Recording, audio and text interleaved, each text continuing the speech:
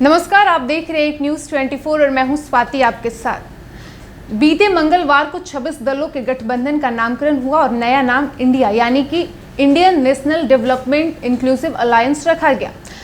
हालांकि 2024 लोकसभा चुनाव एनडीए तथा इंडिया के लिए आसान नहीं होने वाला है। तो चलिए जानते हैं कि आखिर क्यों 2024 लोकसभा चुनाव पक्ष और विपक्ष दोनों के लिए आसान नहीं होने वाला है। साथ ही ये भी जानेंगे कि कौन किस पे भारी पड़ सकता है। तो आइए इन सभी पहलुओं को जानते हैं विस्तार से। अगले साल होने वाले संभावित लोकसभा चुनाव बीजेपी की अगुवाई वाले एनडीए और विपक्षियों के गठबंधन इंडिया दोनों के लिए बेहद अहम है। अगर इंडिया का गठबंधन फेल होता है तो देश की सबसे पुरानी राजनीतिक पार्टी यानी कि कांग्रेस का भविष्य अंधकार में हो जाएगा। इंडिया में 26 विपक्षी दल शामिल है, जिसमें Congress, NCP, TMC, Sapa, JDU जैसी पार्टियां शामिल हैं। अगर बीजेपी नेतृत्व वाले एनडीए को 2024 में मात मिलती है तो बीजेपी और ब्रांड मोदी को तगड़ा झटका लगेगा, जिसकी वजह से बीजेपी लोकसभा चुनाव 2024 को लेकर बेहद संजीदा है। वो अपने सभी कील कांटे दुरुस्त करने में जुटी हुई है। इसी की एक अहम कड़ी बिहार का जातीय समीकरण है, जिसे साधने में बीजेपी ने अपनी ताकत झोंकनी शुरू कर दी है। बिहार की राजनीति का इतिहास गवाह रहा है कि यहाँ कोई मुद्दा चुनावी होता ही नहीं है। यहाँ सारा चुनाव जाति यानी कास्ट के आधार पर होता है। इसलिए यहाँ SC/ST का 17% वोट बैंक निर्णायक भूमिका में रहता है।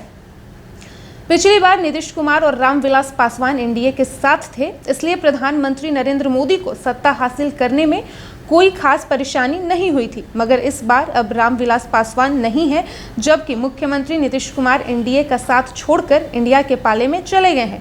इस कारण बिहार में बीजेपी और एनडीए का जातीय समीकरण कुछ गड़बड़ा रहा है। बीजेपी भी अच्छी तरह जानती है कि बिहार में हिंदू के नाम पर वोट बैंक बटोरा नहीं जा सकता है। साथ ही बता दें कि एनडीए ने पिछले लोकसभा चुनाव में बिहार में 40 में से 39 सीटों पर कब्जा किया था। हालांकि उस समय स्थिति दूसरी थी। उस समय नीतीश और रामविलास पासवान जैसे दिग्गज नेता एनडीए के साथ थे। हालांकि इस बार रामविलास पासवान के बेटे चिराग पासवान एनडीए के साथ आ गए हैं। ऐसे में उनका 7% पासवान वोट एनडीए के खाते में आएगा। पासवान वोटों पर चिराग की पकड़ अपने पिता जैसी ही मजबूत है। इसके अलावा उनके साथ कुछ अन्य जातियों के वोट भी आ सकते हैं। वहीं पासवान के बाद एक और बड़ा वोट बैंक मल्लाहों का है, जिस पर इस समय मुकेश सहनी की पकड़ सबसे ज्यादा मजबूत नजर आ रही है। मल्लाह वोट बैंक में बीजेपी का चेहरा रहे अजय निषाद की स्थिति अपने समाज में कमजोर नजर आ रही है।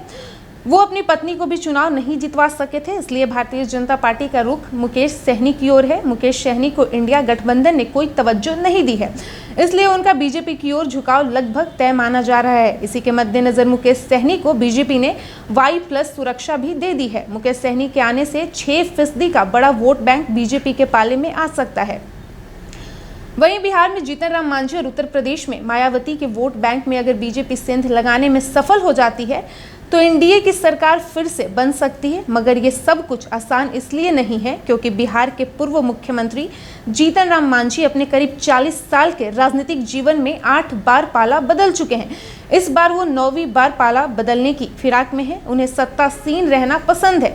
वैसे भी मांझी को इंडिया के महागठबंधन ने तवज्जो नहीं दी है। अगर वो पलटते हैं तो एनडीए के खाते में बिहार से 3% या उससे अधिक वोट बैंक का इजाफा और हो सकता है।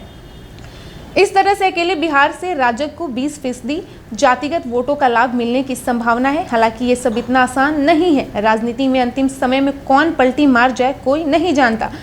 वहीं उत्तर प्रदेश में भले ही मायावती पिछली बार की तरह स्वतंत्र रूप से चुनाव लड़े, लेकिन अगर सरकार बनाने में जरूरत पड़ी तो उनका पलड़ा एनडीए की ओर ही झुकता नजर आएगा।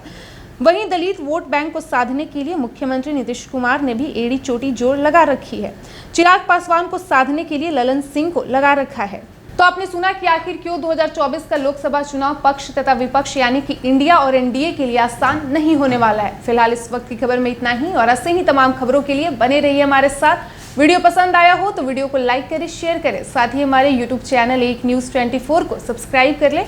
यदि आप हमें फेसबुक पर देख पा रहे हैं तो हमारे फेसबुक पेज को भी फॉलो करें। धन्यवाद।